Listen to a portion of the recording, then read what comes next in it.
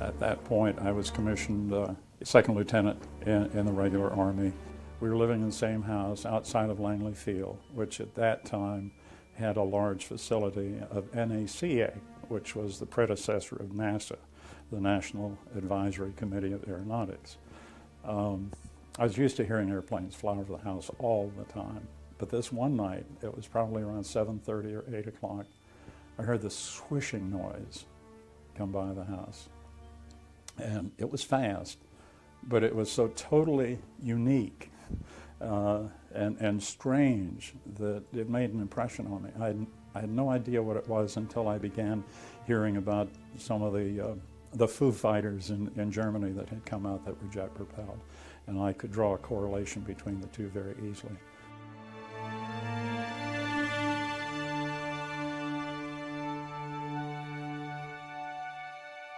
After the war was over, we began bringing a lot of things back from overseas. I remember they brought a German U-boat to Fort Monroe, to the piers at Fort Monroe. And during the same period of time, NACA had an open house one weekend. And I headed over to NACA to one of the wind tunnels because I'm interested in aircraft and all. And in the wind tunnel was what I described as a flying saucer. There was no doubt about the form of the craft that was there. 25, 35 feet in diameter, probably 4 or 5 feet in depth and thickness, but then it just tapered down on the ends. But I got as close to it as maybe 10 feet, and it was on a pedestal. It was propped up. And I thought, that is a strange craft. And this was before the UFO interest began developing. But this had been brought back from Germany, and it was in the wind tunnel. My curiosity was, how is this maneuvered? One section of the slant had a plexiglass canopy over it. And from what I was told, whoever was the pilot would lie down prone and fly this craft from a prone position, and the plastic was over the edge of the flying saucer.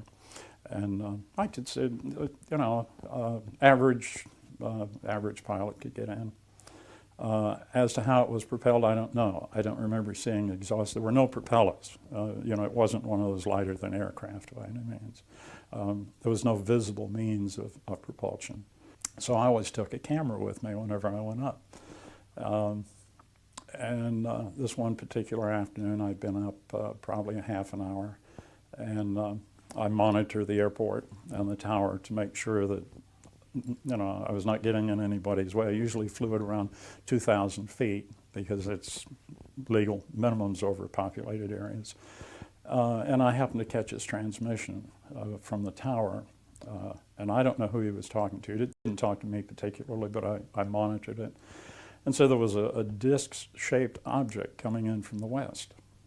And I thought, well, this is a pretty good opportunity. I'll take a look and see if I could see it. And I guess now, if I would estimate altitude somewhere, probably not less than 50,000 feet and on up. So I called the tower after they were making people alert of what was coming over the area. And the tower said, what do you want to do? And I said, if you don't mind, would you release me from 2,000, let me go to 12, which was my maximum altitude without oxygen. And they said, well, go right ahead. And it took me several minutes to climb from 2 to 12. And I got up, and about that time, this silver ball was passing over. And I took a number of shots on 35 millimeter film as it was going over. And next thing I knew, it was gone. And after I got down, I asked what happened, and they said, well, they had alerted the fighters at Langley to go up and take a look at what it was, and by the time they could get scrambled and get in the air and get to that altitude, it was gone. Since I was working at a station that was owned by the newspaper, I felt free to go to the newspaper, into the photo lab, and I said, I'm really curious as to what we've got here. And if you don't mind, let's develop this film right now. So gave it to the photographer in charge, who was a friend. He developed it, and you could see the silver ball in the picture. And I said, well, let's carry it a little bit further. If you don't mind, let's magnify this. Let's blow it up. And finally, we blew it up. I don't know how many times we blew it up until we got to the point where the silver ball filled the whole frame of an 8x10. It was fuzzy, but it was a magnification of what we had just taken. And after we magnified it, it wasn't a circular ball anymore. It was a football-shaped object, more like a cigar-shaped object. It came to points on either end. I didn't make it known to anybody, but somehow somebody knew I had it, and I got a call probably about 6-8 weeks later. And they said, we're into this area of gathering information on possible UFOs and things like that, and understand that you took some pictures and all. Would you mind loaning them to us so that we could, just take a look? And I didn't ask for credentials or anything like that. And I said, well, in addition to pictures, I also have kind of an interesting collection of news items that have come over AP for the past, 5-10 years even. Maybe not that long, probably 5 years. And they said, we'll bring those along. We'd like, we're interested and we'd like to look at that. And they gave me an address over in the Fan District in Richmond. It was one of the older homes. I went in, the man that had called me introduced himself and said, we're real grateful if you bring these over. We'll take good care of them and get them back to you. And Did he say who he was with? Didn't say who he was with, never identified himself. And government? Never told me who he was. Just very, very normal. The house was not furnished as though it was a home. It was very lightly furnished. It was an older home and didn't have anything in it of any value, as I recall. No antiques and no oriental rugs or anything. And in fact, it was kind of shabby. And it kind of made me curious as to what he did and who else was in the house. But I turned it over to him, and I thought, well, I'll call me when you're finished, or else I'll come back and get it. And he didn't call me for, I don't know, like 2 or 3 weeks. And I thought, well, that's enough time. And since I didn't hear from him, I didn't have his telephone number, I thought I'd go on back to the house and pick it up. I went back to the house, and the house was empty. There was nobody there. I have no idea who the person was. I was very naive. And more so because I didn't keep a negative on it.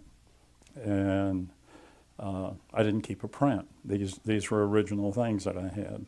And the newspaper didn't keep a copy either, because when we did that, we were just doing it for our own interest. It wasn't for print or publication. And they disappeared from my life forever.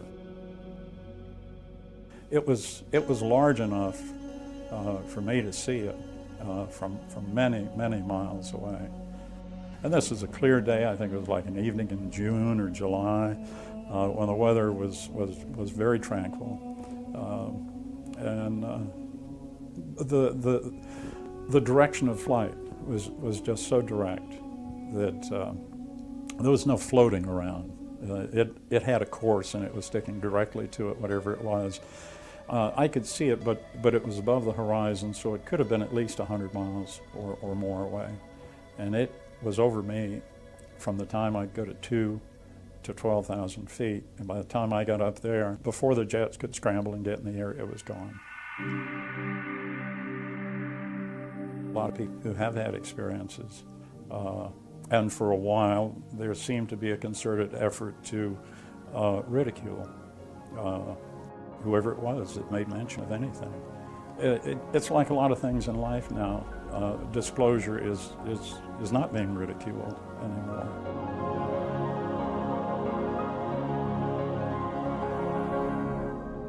Went to the Pentagon for a job interview. The major that was interviewing me brought up this subject. It had nothing to do with what I was.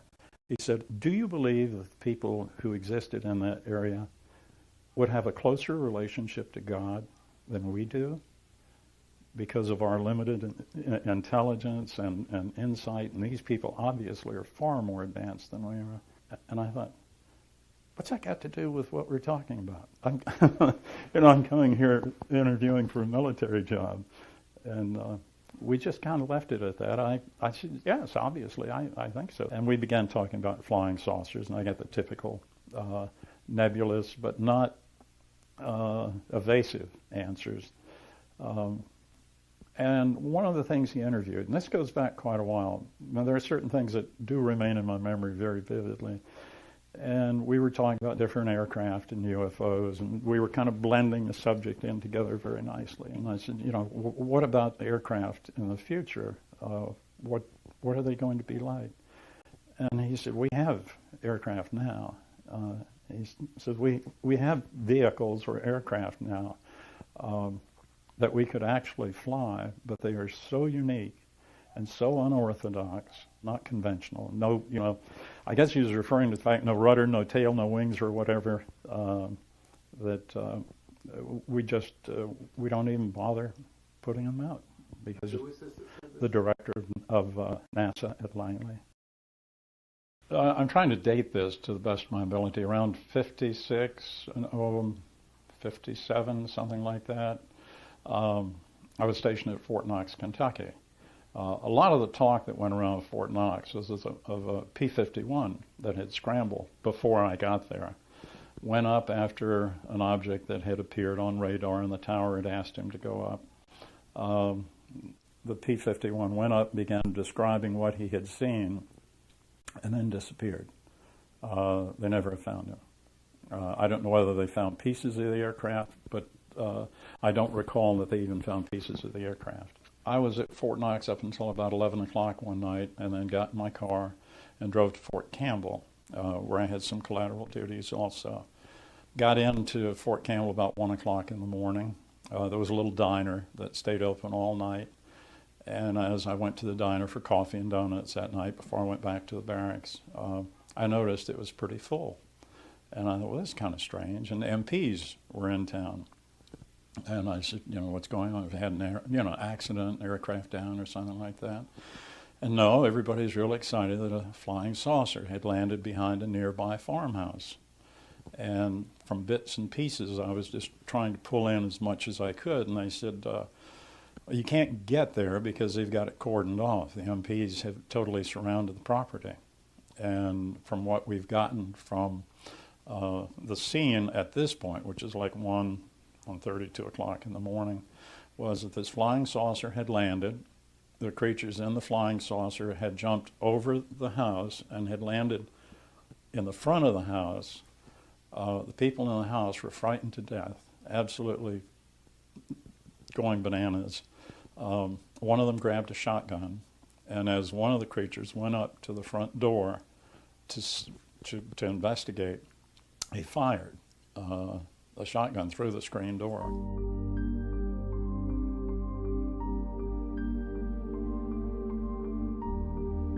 The people, or the creatures from the flying saucer, decided this was not a very good place to be. So they ran back out, they jumped back over the house, went to the back wherever the flying saucer was located, and took off and disappeared. MPs were there, and I'm sure this is in a military report somewhere. They were from Fort Campbell, because this is the nearest base, and the ones that were outside were from the base also. So they were from Fort Campbell, because the state police were out there also. So if we had to track this, it was in the Louisville Courier-Journal, and with somebody out there attempting to ridicule everything that's done, it makes it difficult to do a story and have a credible reaction to it when somebody else out there, like politicians are doing now, trying to find fault with precise words and any innuendos or anything else. So I think a lot of the people who choose stories now look at it, I think, from a monetary point of view. And I think there's some sort of an embargo somewhere down the line that you don't mention this. Let's just pass on it.